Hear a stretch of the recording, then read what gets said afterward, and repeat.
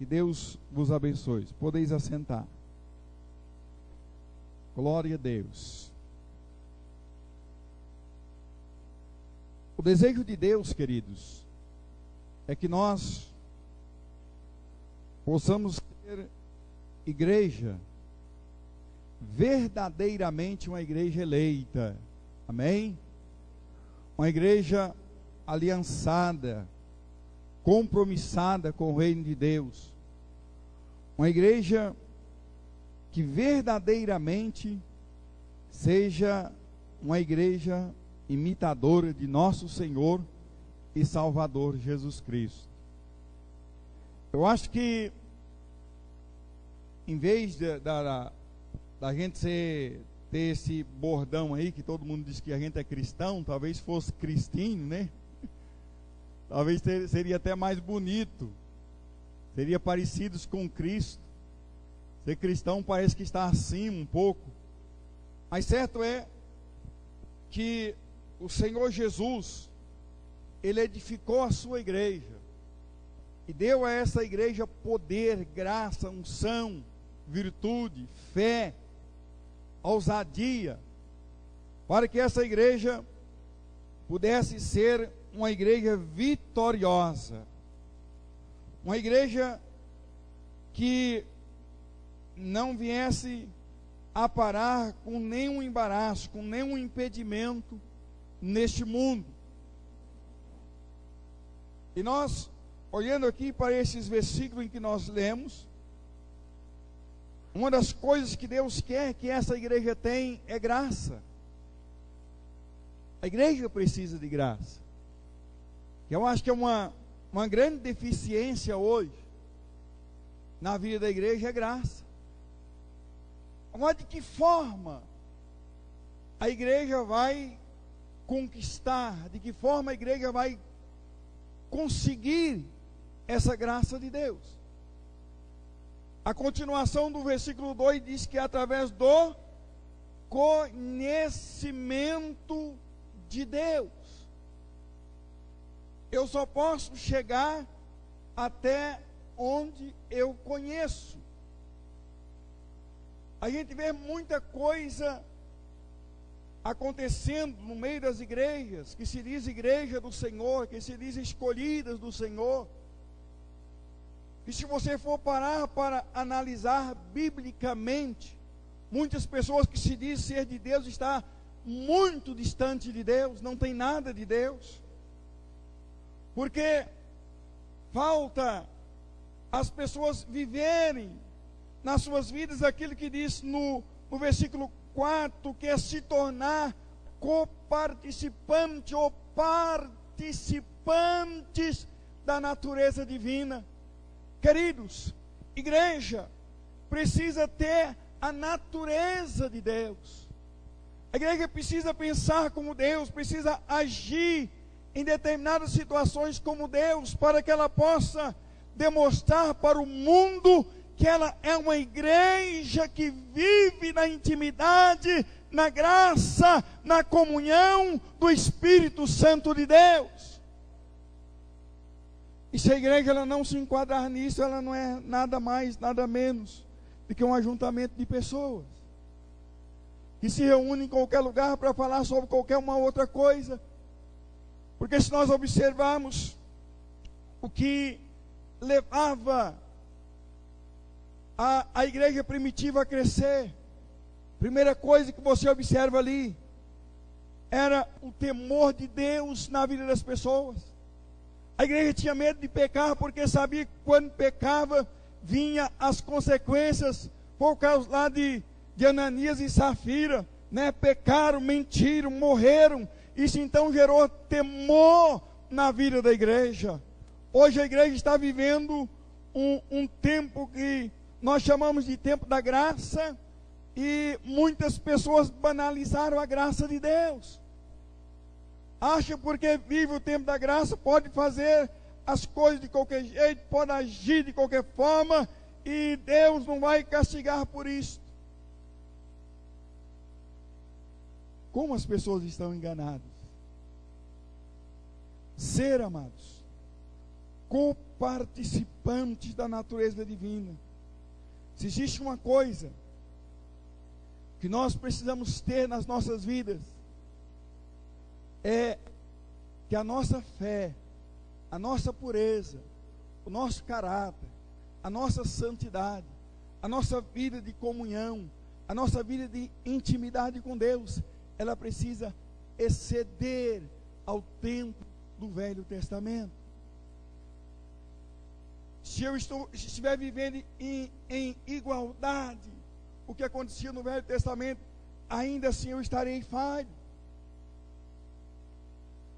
O tempo do Velho Testamento, para alguém se achar graça diante de Deus, de acordo com a lei, as pessoas teriam que guardar uma lei que tinha 13.000 preceitos. Fosse 8, teria 13.000. Falhou. É que chama lá, velho? Ajuda aí. As leis é dividida artigos. 13.000 artigos para uma pessoa poder chegar e dizer: olha, eu fui fiel nisso aqui, eu fui fiel nisso, fui fiel mais nisso, mas isso aqui eu não estou devendo nada. Então essa pessoa seria avaliada, principalmente quando a pessoa tinha o chamado para o sacerdócio. No tempo da graça, um moço chega para Jesus e diz: o que eu devo fazer para herdar a vida eterna? Jesus: você deve guardar os mandamentos. Eu tenho feito isso desde a minha infância, desde a minha meninice, que eu guardo os mandamentos. O Senhor disse: então agora, olha só, na lei bastava guardar os mandamentos. Na graça, o Senhor disse: então agora vai, pega tudo que você tem, vende e dá aos pobres e segue-me. O que é que o rapaz fez? Então ele recua e disse: então eu não sou digno desta graça. Essa graça para mim é pesada demais. Essa graça é muito santa. Eu não dou conta de servir a Deus de acordo com a graça. E a gente vê muitas pessoas brincando com isso, amados. E quando nós brincamos de ser crente, não somos verdadeiramente crentes, nós atrasamos o projeto de Deus nas nossas vidas, atrasamos o projeto de Deus no crescimento da igreja. É por isso que a igreja, ela precisa verdadeiramente de viver isso aqui, ó. Graça e paz precisa ser multiplicada na vida da igreja, mas isso só acontece através do conhecimento de Deus e de nosso Senhor e Salvador Jesus Cristo. Por que muitas pessoas nunca crescem? Todos os anos que você olha para ele, ele está vivendo o mesmo padrão de fé. A mesma coisa, ele não muda. Ele veio para a igreja, ele aceitou Jesus, ele participa dos cultos, mas ele nunca rompe. Toda vez que você olha para ele, ele está naquele nível. Anos atrás, eu batizei uma senhora, que ela veio para a igreja, aceitou Jesus e ficou na igreja. Todo mundo dava a paz do Senhor para ela. Ela participava dos cultos de forma normal, ia para a tarde da bênção, né? E está aí presente na igreja. Um dia conversando com ela, eu disse: mas como que é a sua fé? Eu vejo você assim, muito participante, né? Está nas orações, está participando das reuniões, está nos cultos. Como que é a vida da senhora? Aí eu fui saber da vida da irmã. O único passo verdadeiro que ela tinha dado é aceitar Jesus. Então ela parou no tempo. Sabe por quanto tempo? 18 anos. Aquela mulher aceitou Jesus e ficou 18 anos para dar o segundo passo na fé, que era ser batizado para poder continuar crescendo, continuar conhecendo a Deus. Porque quando você aceita Jesus, é o primeiro passo. Depois então vem o batismo. Depois do batismo, Jesus manda pegar essa pessoa e ensinar essa pessoa. Tem coisas que a pessoa não está pronta para saber se ele não for batizada. E essa mulher então viveu na igreja 18 anos, só vivendo a primeira fase da fé, aceitar Jesus.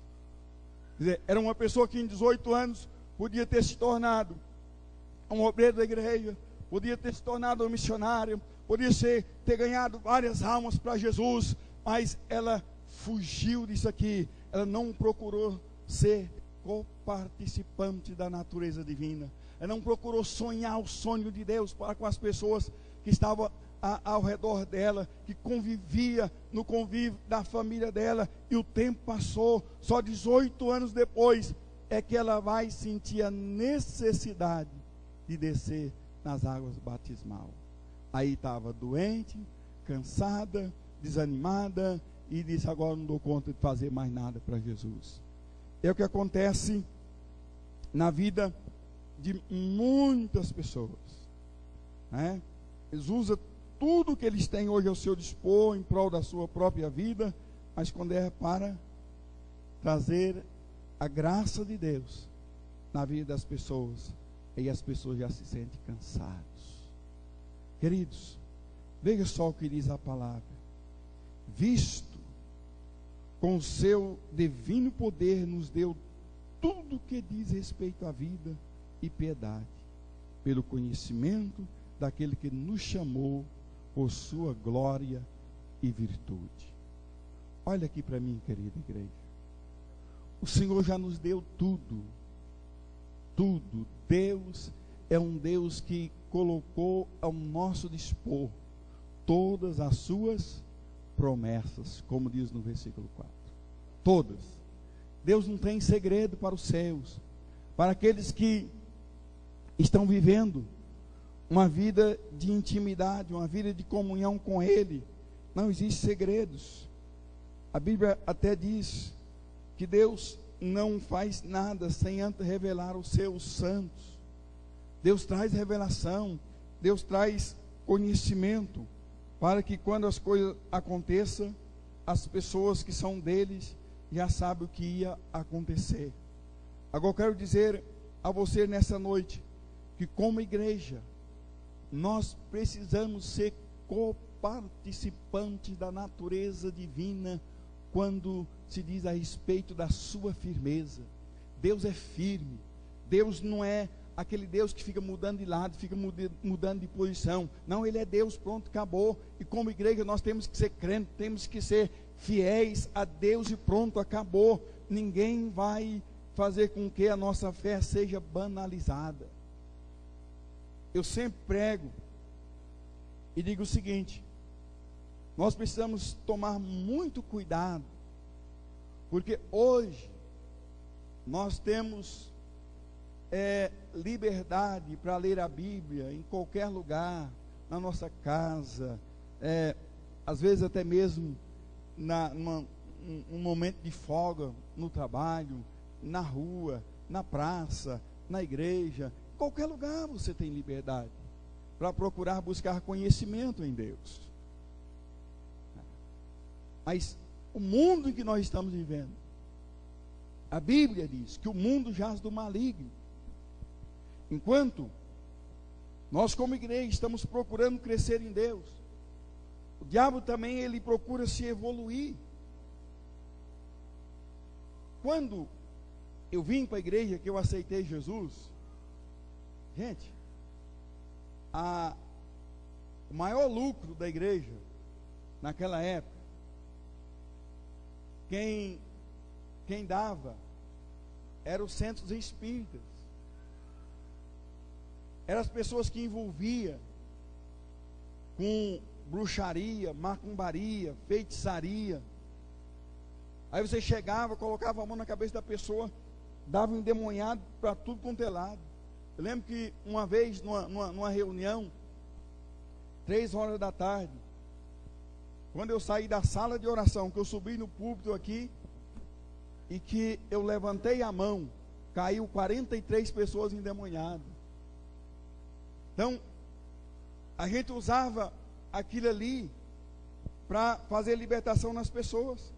Agora, hoje, o diabo ele tem infiltrado de forma diferente. E muitas vezes, a igreja não tem percebido a forma que o diabo tem cegado as pessoas. E por não ter percebido a forma que o diabo tem cegado as pessoas, surge-se muitas formas, muitas inovações, que muitas vezes tem sido prejudicial à projeção do reino de Deus, porque a igreja muitas vezes ela não tem mais um referencial daquela igreja que todo mundo sabe que ela tem um parâmetro, que ela tem um método, que ela tem um projeto, que ela tem uma aliança a ser cumprida. Então hoje ela quer uma coisa, amanhã ela quer outra, e muitas vezes a gente não vê firmeza na vida das pessoas. Não vou firmar nisso por causa disso, não vou firmar nisso por causa daquilo, não vou firmar isso nessa igreja porque está faltando aquilo. Irmãos, não está faltando nada, está faltando graça na vida das pessoas que se diz que está faltando. Eu aprendi isso muito cedo, né? E eu aprendi com o pastor que me batizou. Ele disse: ó, meu filho, cuidado, você vai ser levantado para ser obreiro, mas quando você perceber que aparentemente está faltando a graça na vida de alguém que está do seu lado, volta um pouquinho, olha para você, porque às vezes não é na vida da pessoa, é na sua vida.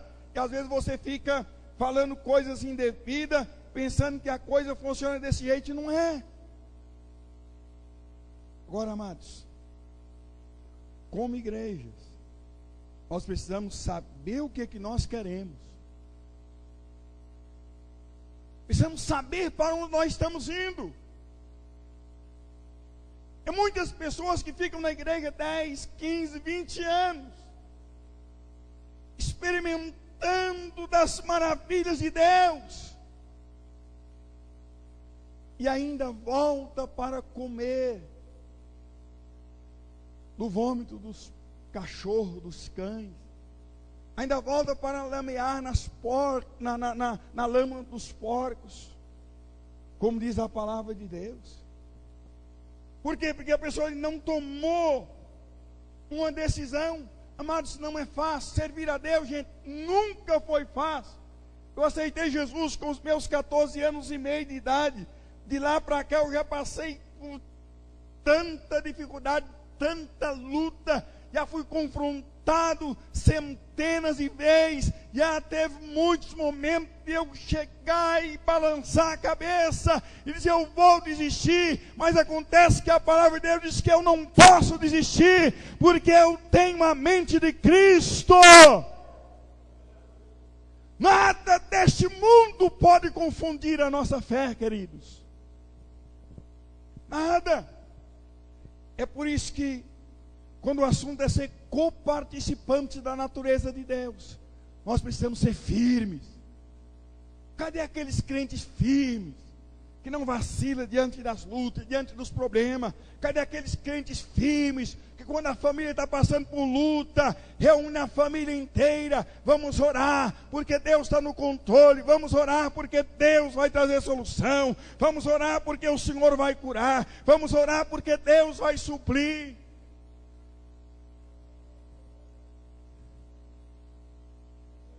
Hoje, irmãos, se vê muitas famílias firmadas no dinheiro, queridos. Filho, isso não porque o papai não tem dinheiro, isso não porque a mamãe não pode, isso não porque a coisa está difícil, isso não porque eu estou devendo. Vamos orar, vamos buscar a Deus. Se você for uma pessoa firme, você vai injetar fé na sua família, você vai injetar fé no seu filho, na sua esposa, e a coisa vai fluir em um nome de Jesus. Porque para ser coparticipante da natureza divina, se existe uma coisa que você não pode perder, é a fé. Você não pode perder a fé, meu querido. Se você perder a fé, você está enrolado. O diabo vai entrar na sua história, ele vai bagunçar a sua vida, porque olha, todo mundo pode se levantar contra você. Se a sua fé permanecer viva, Deus vai te dar vitória em o nome do Senhor Jesus. Quantos estão entendendo? Diz aleluia. Está difícil? Seja coparticipante da natureza divina no quesito da esperança. Seja esperançoso, meu irmão. Quantas pessoas que estão dentro da igreja não têm mais esperança de nada, gente. Ele está sofrendo, mas ele não vê nenhuma perspectiva de melhora. E aí ele já sai jogando pedra em todo mundo, né?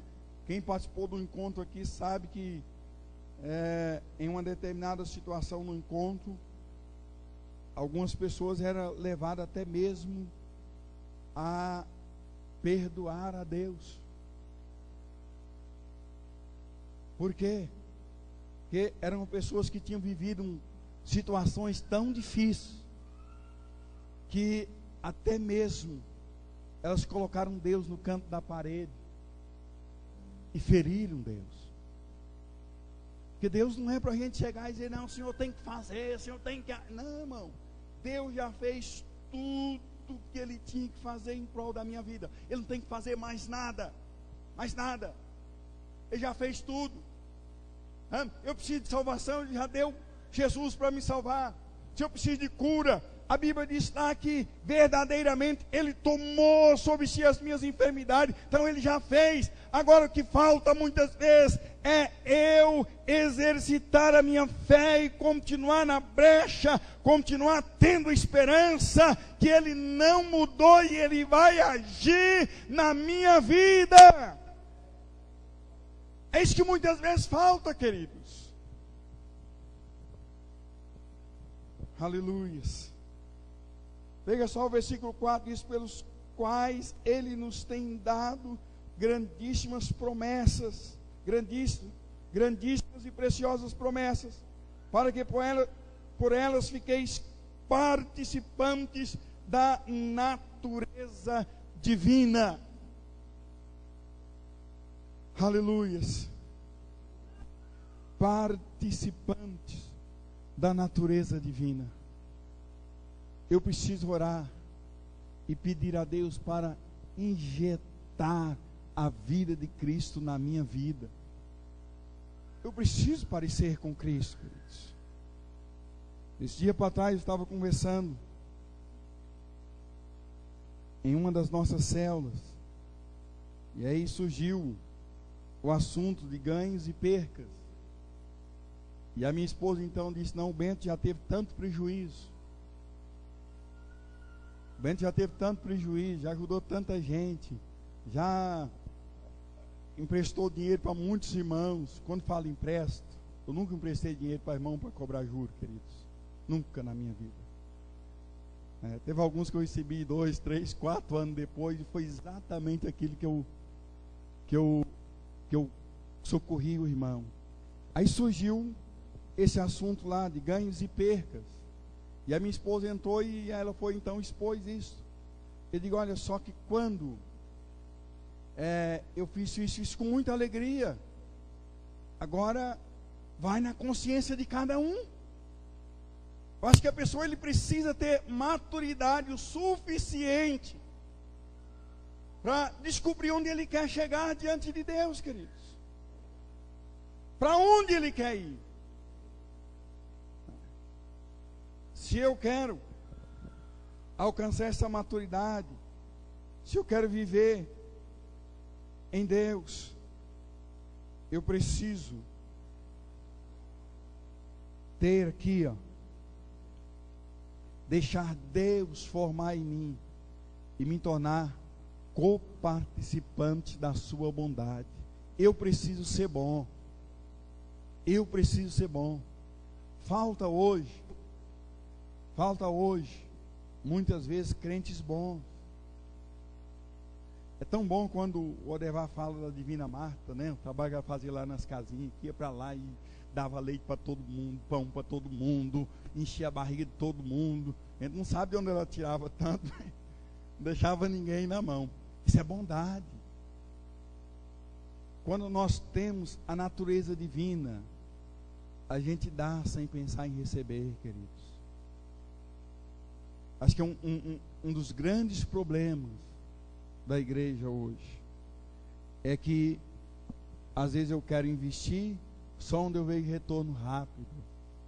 Quando o assunto é almas, a gente vai ver o retorno no dia que nós chegarmos lá nos céus, os anjos celebrando e as pessoas olhando para nós e sorrindo, glorificando a Deus por termos cooperados para a salvação delas. Diga aleluias. Então precisamos aprender a ser coparticipantes da bondade de Deus nas nossas vidas para com as pessoas. Sermos bons, aleluias, glória a Deus, coparticipantes da sua fidelidade. Coparticipantes da sua fidelidade.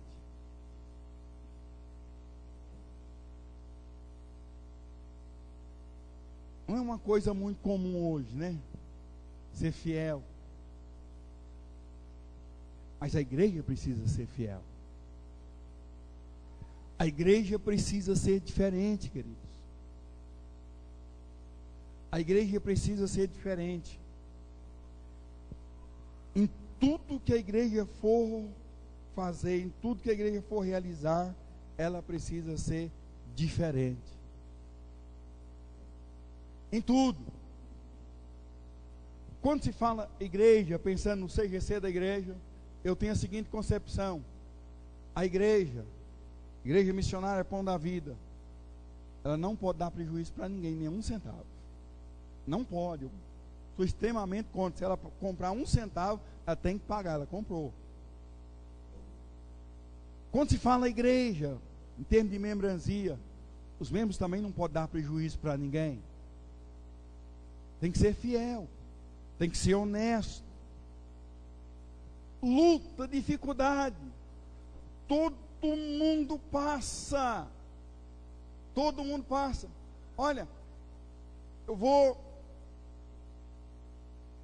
completar agora em 2016 30 anos de Itapuranga. 30 anos.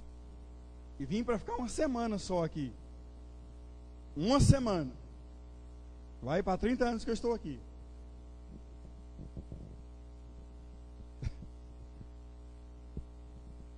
E agora, pouco tempo atrás agora,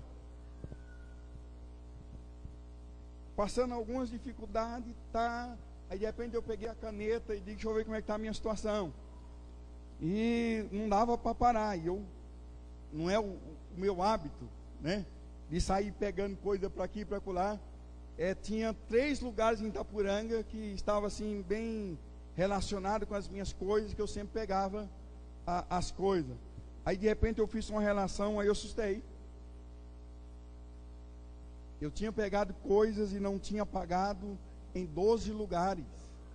Eu digo: opa, para aí. Fui ver quando que eu tenho dinheiro para pagar isso aqui. Só daqui 15 dias. Fui ver, já tinha conta vencida. Geralmente o comércio de Itapuranga, ele vende para receber com 30 dias. Se eu compro com 30 dias, não paguei com 30 dias, eu estou me tornando um ruim pagador. Essa que é a realidade, porque eu comprei com 30. Aí sabe o que eu fiz, queridos? Eu fui em cada lugar. Agora, recentemente, deve ter 60 dias. Fui em cada lugar e disse: olha, gente, estou devendo aqui, venceu tal dia, eu só posso pagar tal dia. Não tem problema, não tem problema, não tem problema. Talvez até tinha, né? A gente tem que ser sincero, tem que ser honesto, tem que ser fiel com essas coisas. Somos igreja. O que a gente evita com esse tipo de coisa, queridos? Se aquele comerciante ele tivesse que tecer algum comentário com relação ao meu nome, a partir de agora, ele não tem nenhum poder legal de tecer nenhum comentário. Porque eu fui lá, expliquei a minha situação. Olha, eles não. E graças a Deus deu para correr atrás antes, aí uns 5, 6 dias antes. Então acho que a gente precisa isso como igreja.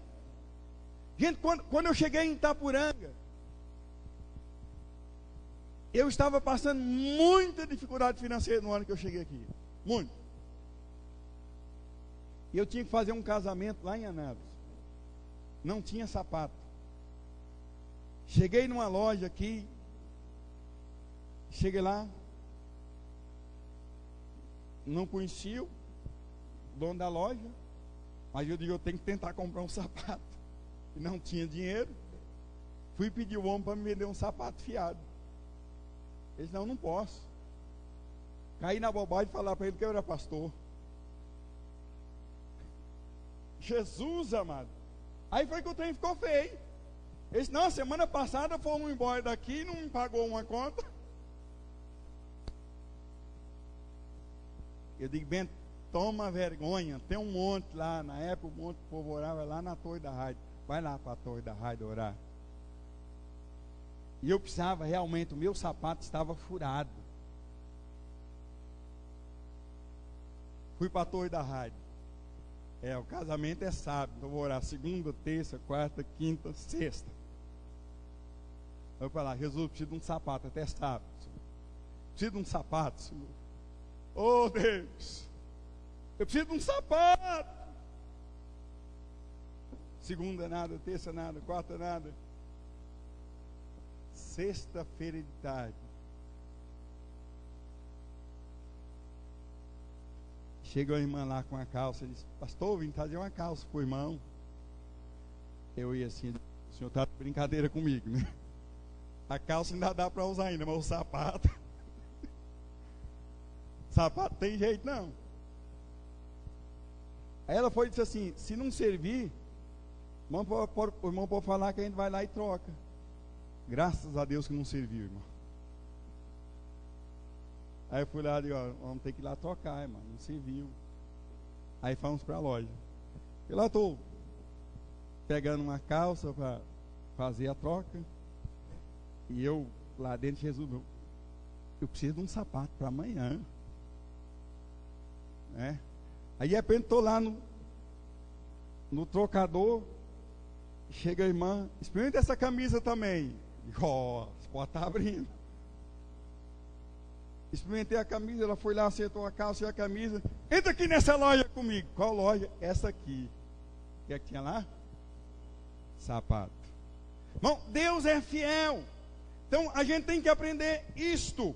Quando você está ligado, quando você se torna coparticipante da natureza divina, e você se prontifica diante de Deus, ser honesto, ser justo, ser fiel, você não precisa ficar passando vexame.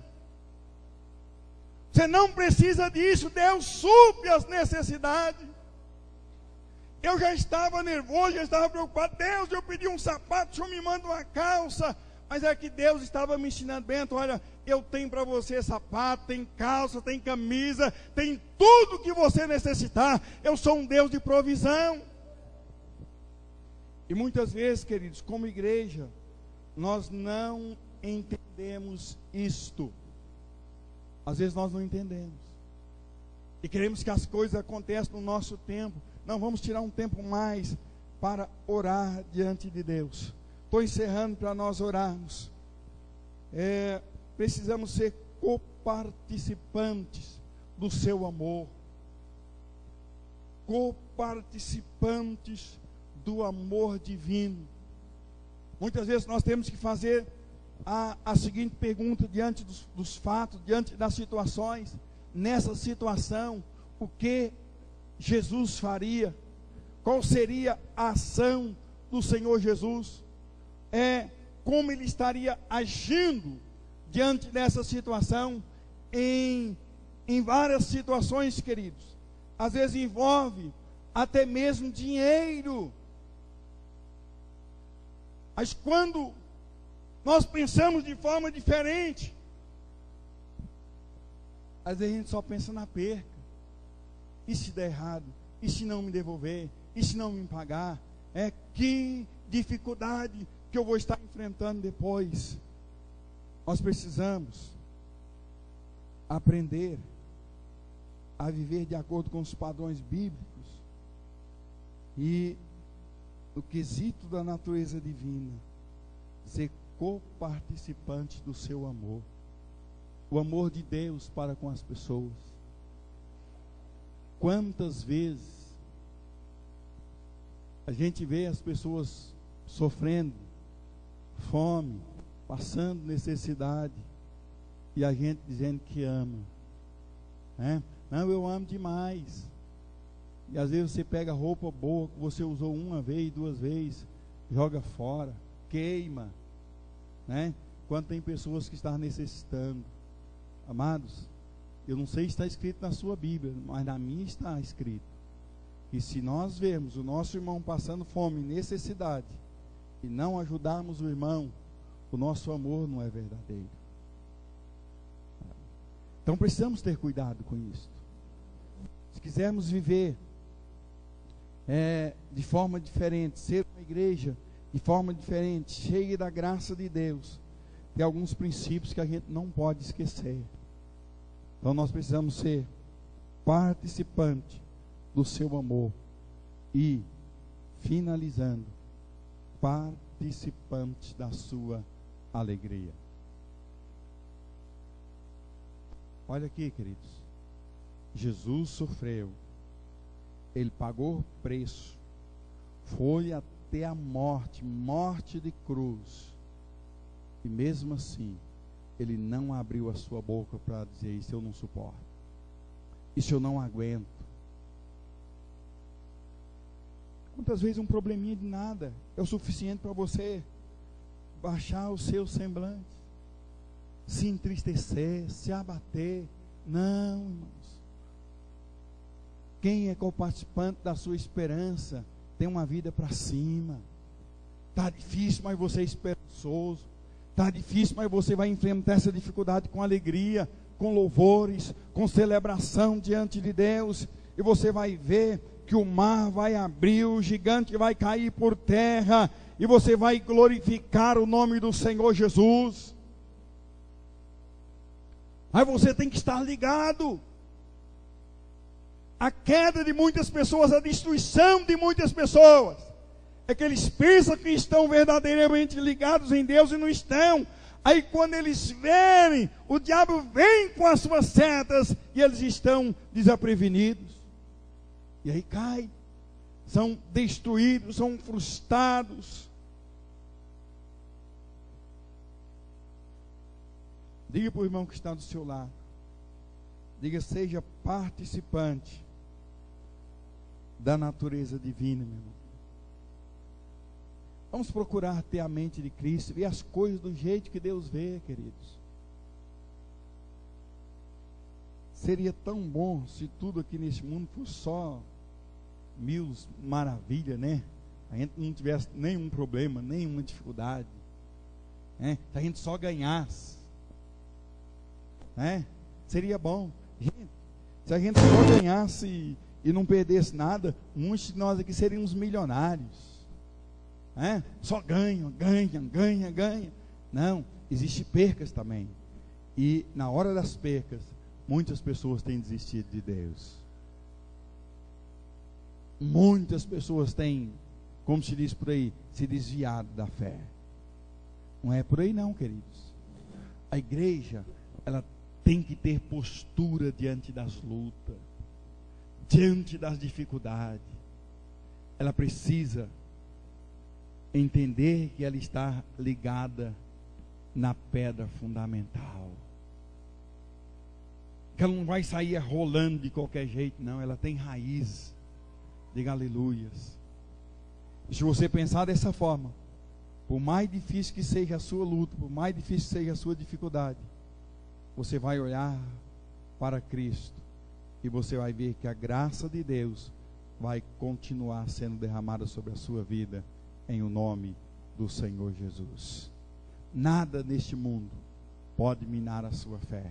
Eu gostaria que você se colocasse de pé neste momento. Aleluia.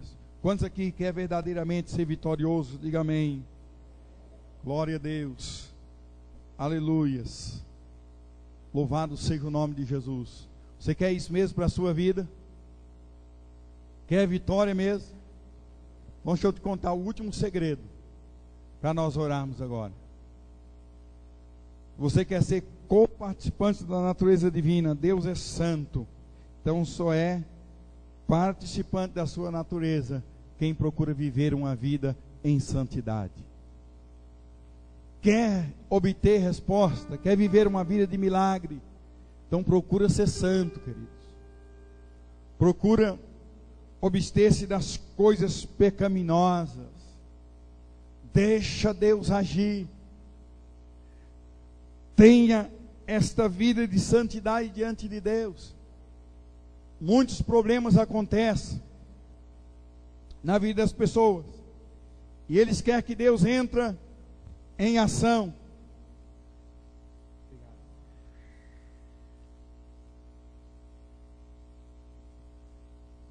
Eles querem que Deus entre em ação de imediato.